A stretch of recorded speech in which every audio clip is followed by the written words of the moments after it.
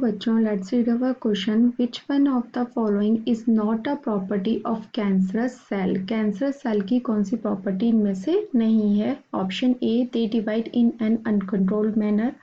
B, they show contact inhibition. C, they compete with normal cells for vital nutrients. D, they do not remain confined in the area of formation. तो हमारा जो की concept हो जाएगा यहाँ, वो क्या हो जाएगा? कैंसर. कैंसर क्या होता है? जब जो सेल्स होती हैं वो अनकंट्रोल्ड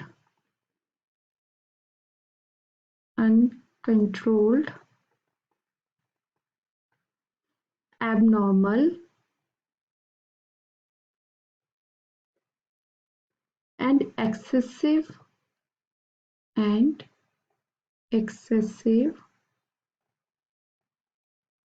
माइटोटिक डिवीजन होता है सेल्स में. Mitotic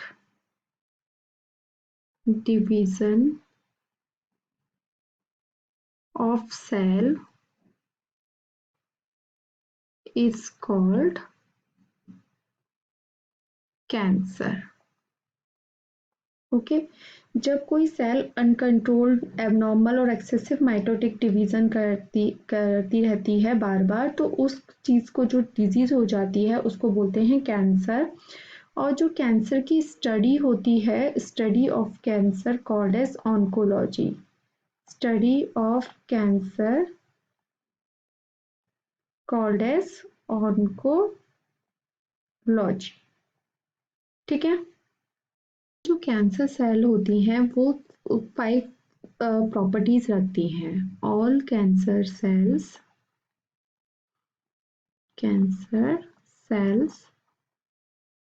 show 5 properties.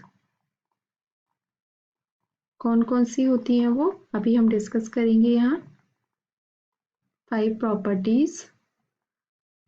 फर्स्ट है continuous growth and division. Continuous growth and division. ठीक है.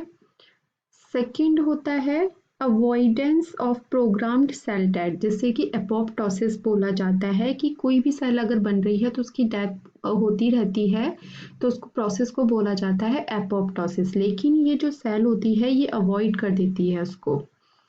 कैंसर सेल्स जो होती हैं, avoidance of programmed cell death. Programmed cell death. ठीक है. थर्ड प्रॉपर्टी क्या है? competes with normal cells for vital nutrients. तो नॉर्मल जो सेल्स होती हैं उनसे न्यूट्रिएंट को छीनती हैं, उनसे न्यूट्रिएंट्स को लेती हैं, तो compete करती हैं उनसे. competes with normal cells for vital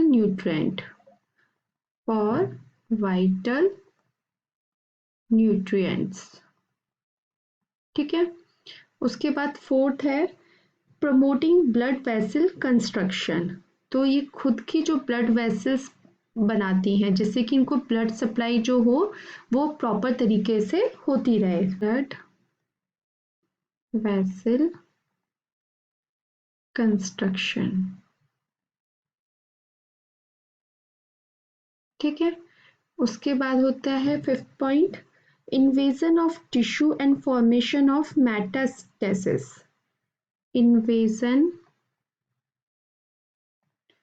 of tissue and formation of metastasis.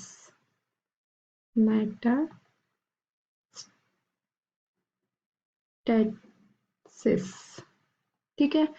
तो ये मतलब है इसमें किसी भी टिश्यू को ये इन्वेजन कर देती है, मतलब उसको भेद देती है और एक मेटास्टेसिस फेज में आ जाती है, मतलब कहीं भी ये फैल सकती है।